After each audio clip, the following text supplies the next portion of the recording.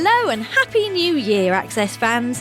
Feeling a bit down now that Christmas is over and you're permanently wearing all those mince pies just above your waistline? Well then, cheer up with Access episode 64. It's got all this in it. We're off to Tokyo for bright lights, odd shopping and a chat with Ni no Kuni collaborators Level 5 and Studio Ghibli. There's Bioshock Infinite talk with series creator Ken Levine. And a roundup of all PS3's biggest news in PlayStation Briefing. First up though, forget democracy or socialism because anarchy reigns in our Game of the Week. Anarchy reigns.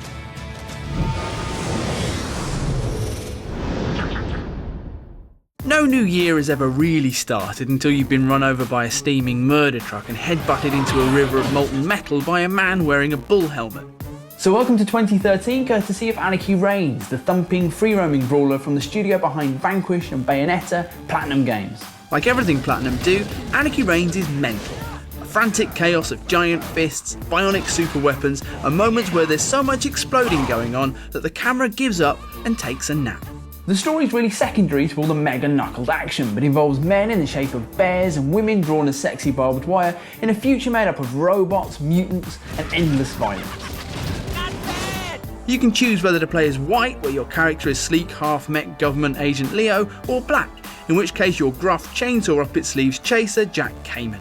Many of the characters are familiar from other Platinum games. Even Bayonetta turns up as a DLC extra, and they're all introduced like this. Which in real life would get annoying pretty quickly. All the characters have a role to play, especially since multiplayer is where the game's heart really lies. The combat, which is less intricate than the super combos of Bayonetta, is based on timing and evasion, and makes even more sense against human opponents than the campaign's bosses and gangs, even if your first few games online are likely to feel like strapping yourself into a spanking machine.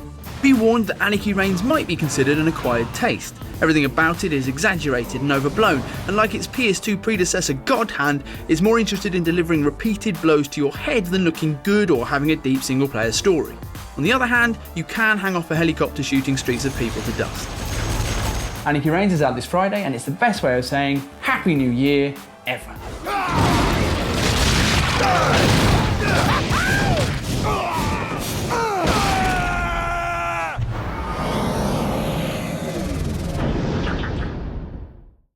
Listen up people, it's time for your first briefing of 2013. Oh, it's good to be back, especially since heading our way like an unstoppable meteor, hosting an all-night space zombie disco, is a demo for blockbuster horror Dead Space 3. Keep your eyes on the PlayStation Store later in the month to get your hands on the still slightly broken in the brains engineer Isaac as he slices necromorphs and makes a new friend, who you'll also be able to try in the new co-op mode. Now we move on to Defiance, a unique collaboration between MMO experts Tryon and the Sci-Fi Channel that'll see the Aliens on Earth drama play as a TV series and games simultaneously. So, who can describe how it works without using the words transmedia experience? This transmedia experience. Oh, unlucky Nathan. Rob? So the game and the show start at roughly the same time, and as things happen in the show, they will be reflected in the game. As things happen in the game, they will be reflective in the show, and they will change in real time over at least the first 13 episode season. And then in the off season is when we work with the television show to figure out how they're going to start the second season and really start to tell stories that really lead up to that. Lovely. We'll have more on Defiance ahead of its release this spring. Finally, with Aliens Colonial Marines inbound at the beginning of February, Sega have released a new story trailer packed with stuff that makes us excited. Namely, a glimpse of Aliens hero Corporal Hicks, voiced by original actor Michael Biehn. My unit has suffered immense casualties on LV-426. Bishop the android, who we're assuming from the fact he's not in two pieces, must be a different version of the same model seen in James Cameron's film, and of course loads and loads of aliens. Now all we need is a rousing speech from a grumpy senior officer and... Rise and shine, Marines. I'm Captain Cruz, and you are my crew on the USS Sephora. Yes, bring on Xenomorph o'clock. That's all for briefing now. We'll be back with more next week.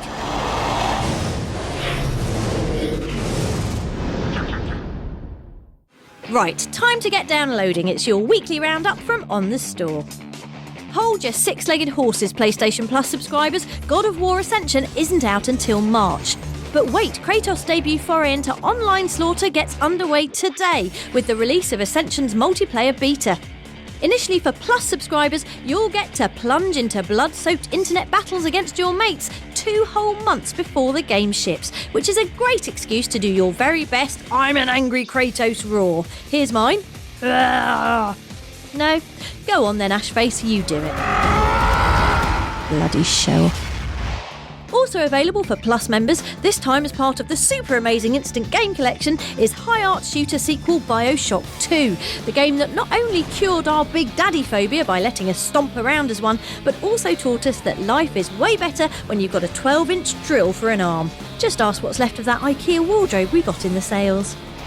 Also sitting pretty in the Instant Game Collection, and when we say pretty, we mean this, is the ever-popular Mortal Kombat, a fantastic brawler that proves the old school really is the best school, and that it doesn't matter how many times you freeze a man, you can only win a fight after someone has yelled... Oh, all right then. And finally, wake up, Captain Morgaine! You've got a golden turtle to find, which is apt considering the game you're in is called Captain Morgaine and the Golden Turtle. This vibrant pirate adventure is now available to download from the store, giving me the perfect excuse to play with this pirate sound effects thing I got in my stocking. Shiver me timbers! Arr! Ahoy me hearty! Oh, it never gets annoying, this. Arr, ye scallywags! That's all from the store this week. We'll have more digital goodies for you next time.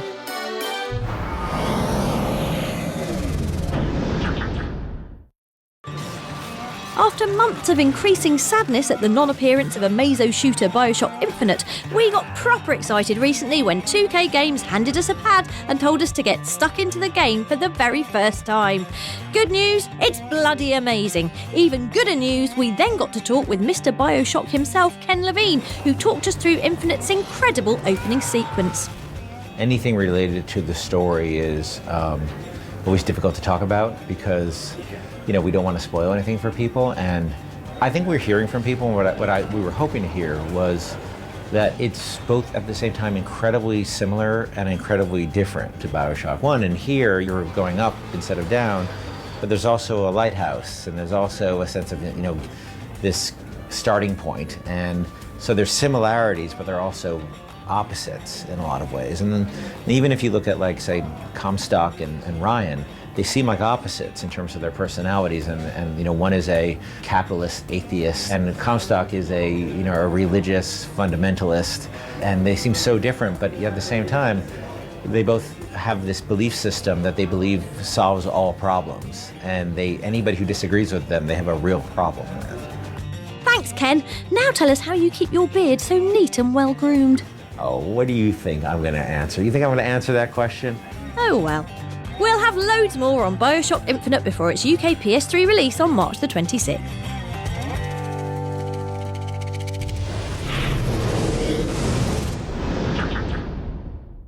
Bright lights, games everywhere, Rob buying dodgy things in brown paper bags. It can only mean access is in Japan. But what it also means is that we recently visited Namco Bandai's opulent Tokyo HQ for an exclusive hands-on with gorgeous JRPG Ni no Kuni before speaking to Studio Ghibli animation legend Yoshiyuki Mimoshi about the differences between animating for games and feature films.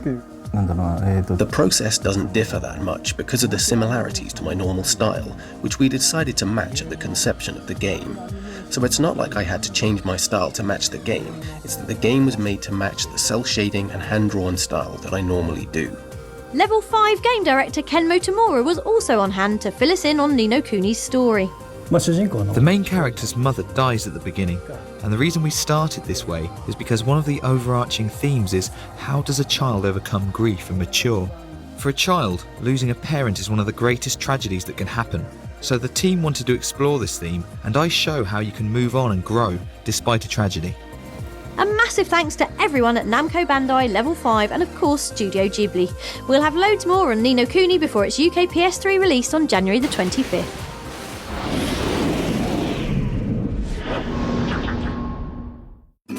It's fair to say that 2012 was a year full of very naughty people on PS3, so what better way to usher in 2013 than by handing out our very own New Year's resolutions to the worst culprits. Right then, starting with you, Vass, from now on you're going to be nice to people and shave that ridiculous thing on top of your head, okay?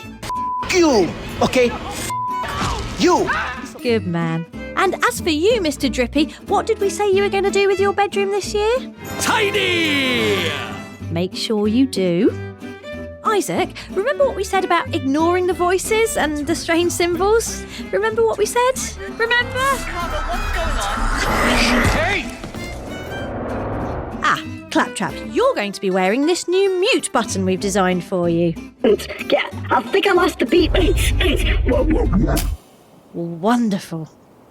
And given the lack of bullets in the desolate future, what was your idea, Joel? You make every shot count. Well, you've broken that already. You're treading on some mighty thin ice here. Ooh. Happy New Year, everyone. See you next week.